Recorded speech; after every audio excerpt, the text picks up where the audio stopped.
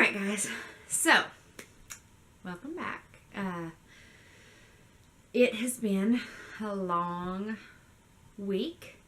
It is Sunday now, and this will probably go up Sunday evening, just kind of depending on if I can get it edited this afternoon while the boys are napping.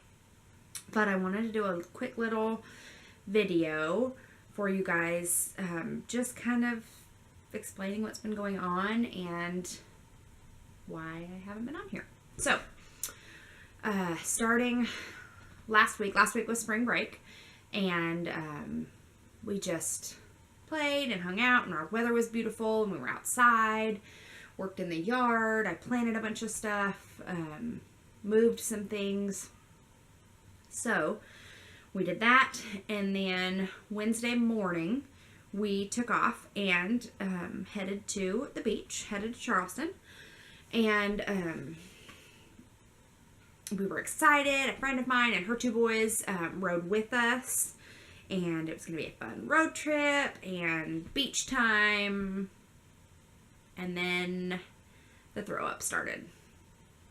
So, her oldest boy had thrown up in the middle of the night, and the night before we left, and she, of course, was like, if something he ate, he was acting fine, he didn't say he didn't feel good, was fine. So, we get in the car, 2 hours into the drive, he throws up again, and so we stopped and got him some Pepto, and at that point, she was like, you know, I'm hoping if it is just a little bug, it just passes quick. So we get to Charleston, we drive straight to the beach, we get out, we play. It is windy and overcast, and it started to rain, and it was pretty chilly. But we played for a little while. When it started to rain, we decided we would go up and get something to eat. We didn't really stop to eat lunch, and so this was like 3:30. We went up to eat, and after we ordered, we were sitting there waiting, and her youngest boy threw up. So, at that point, we both were like, yeah, this is probably a bug. Of course, she's like, I don't know what I should do. Long story short, she ended up calling her husband.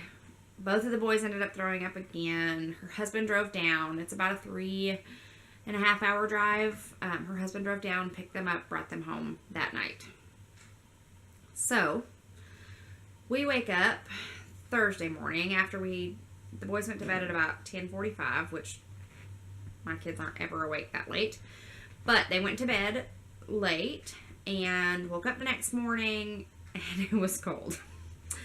It was sunny and it was beautiful, but it was too cold to go to the beach. So, then I'm trying to scramble for ideas of what we're going to do, and we ended up we found a trampoline park. We went home to take a nap because Gavin was exhausted. And then we, what did we do? Oh, and then we went to the friends of ours that stayed there. He is the head basketball coach at Charleston Southern. And so we went over to the college. Easton has been there before. Gavin hadn't been there before. We got to see the new weight room, and they got to run in the gym and see like the offices and meet some of the other coaches. And anyway, so we were there. They were playing outside. Easton, of course, finds a hole. There, it was covered with grass, so you couldn't see it. He stood up to walk away, stepped right into the hole all the way up to his hip. I turned around. He let out this blood-curdling scream, and I thought, his leg's broken. He's broken his ankle, he's broken his foot, he's broken his leg. I mean, he was like in the hole quick. So, our friend came running out. He pulled him up out of the hole, and he scratched up the front of his leg pretty bad. He wouldn't walk on it at first. Luckily, we were at the college, and all of the athletic trainers were there, so he carried him in, and the athletic trainer looked at it, cleaned it up, bandaged it up. We went to get smoothies. He started walking on it after that and has seemed to be fine since then.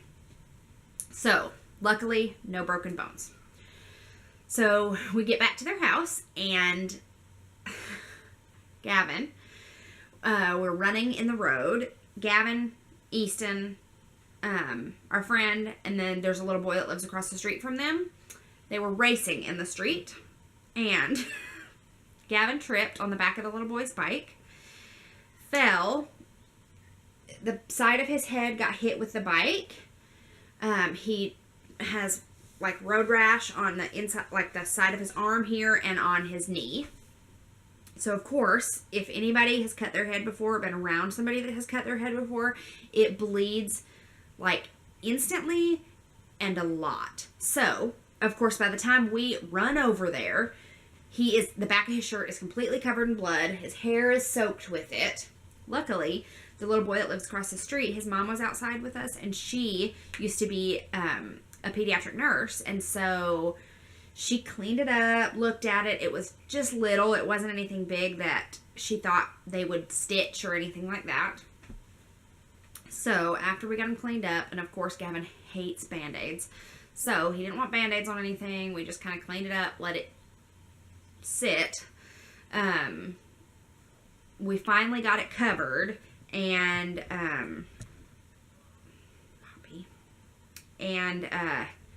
went to Chick-fil-A for dinner. They played in the play place, ate dinner. We went home, went to bed. I was exhausted. So Friday morning, we get up. We're ready. It's warm that day. We head to the beach. We are at the beach for about an hour, and Gavin starts screaming about... Sorry if my camera is shaking. My kitty's on the ottoman where the camera is. And after about an hour at the beach, Gavin started screaming that his head was hurting and his ear was hurting really bad on the side that he had fallen. So immediately I think he's got a concussion. You know, I feel like not everybody is like this. Poppy, get down. Get down. Get down. Not everybody is like this, but I feel like sometimes, even when it comes to myself, like I know he hit his head. Now he's complaining about his head hurts and his ear hurts, and the side of his head was a little bit swollen. So like instantly, why do our brains go to the worst thing? I'm thinking he's got a brain bleed, he's cracked his skull, something like that. I'm freaking out. He didn't really have any other signs of concussion other than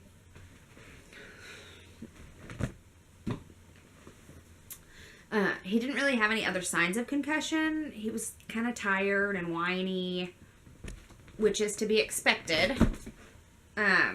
He had stayed up a little bit later, and I knew his head probably hurt. So we stayed at the beach for about 3 hours maybe, and then that was as long as Gavin was going to make it. So we headed home, and about 2 or 3 hours into the drive, Gavin throws up everywhere. So at that point, I'm thinking he either got the stomach bug or he has thrown up because he has a concussion. That's one of the signs of a concussion. So I'm freaking out. We pull off to the side of the road. I go around. I get him cleaned up. I get his car seat cleaned up.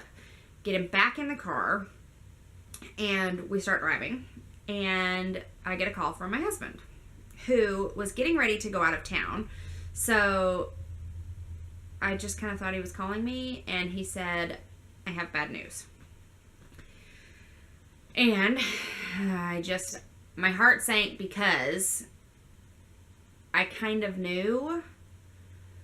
I was kind of worried leaving anyway. Not that me being here would have done anything different, but he said that our cat Spicy had gotten run over or hit by a car, and that he found her on the side of the road. So, of course, instantly I was in tears. I was trying not to say anything. The boys were behind me. I didn't really know what to say. Spicy, we have had Spicy since Easton was very little. We got her right when we moved into this house. She's just been very much part of our lives. And if you've lost pets before, you understand that they are a part of the family, and so it's hard. And for me, I feel a lot of guilt, even though I know that it probably wasn't the reason.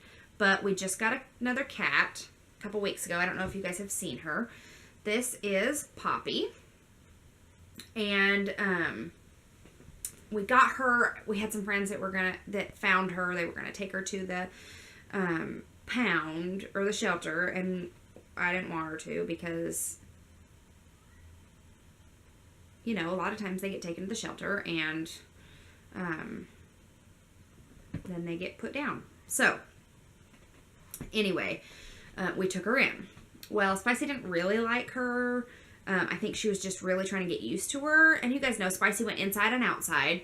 And she always stayed really close to our house. So, I kind of feel a little bit of guilt because I feel like, you know, she wasn't coming in. She came in every night, but she wasn't coming in as much. Poppy. She's like walking around the tripod. That's why the camera is shaking. She wasn't coming inside as much during the day, and I think, of course, that's because she would smell Poppy, and she would just stay outside. So, I do feel a little guilty, but my husband and some of his friends that he was going out of town with, they went and they got her, and they buried her in the backyard, and I talked to the boys about it. Easton was pretty upset at first. He kind of put his head under his blanket and stayed there for a good 30 minutes or so. And then he had a bunch of questions about where she was. Aunt Spicy had been killed. I was just emotionally done. So, we get home. Gavin starts screaming again. Probably in the last 10 minutes of the drive. He was screaming that his head was hurting really bad. He said, he kept saying, "Mommy, my head hurts." He kept saying, "I go see doctor." So, I decided when we got home, I would call Nanny. She would come over, hang out with Easton, and I was going to take Gavin to urgent care. So, I take him to urgent care. I am, of course, done at this point. Get to urgent care, walk in, we check in. I mean, amazingly, there was not a single person in the waiting room. Friday, 6 o'clock, at urgent care. There was not a single person there. So, we walk in, we check in, we sit down, they take us straight back. We go in the back. I was telling them about what had happened, kind of his symptoms, what had been going on, how he had kind of just been a little spacey that day, zoning out. He threw up, he hit his head, blah, blah, blah. Anyway, urgent care. The nurse said, I can't say for certain, but I think that the provider's going to come in and tell you that you guys just need to go to the emergency room. At that point,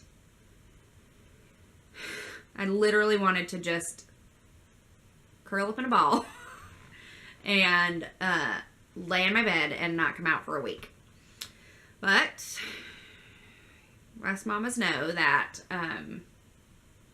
especially when it comes to our kids, it doesn't matter how tired we are or how, you know, emotionally exhausted or frustrated we are, we do what we have to do for our kids. So, provider came in, said we needed to go to the emergency room because with kids, they said, I think 3 and under, they like the emergency room doctors to make the call on if they were to need a CAT scan to check for like a brain bleed or a fractured skull.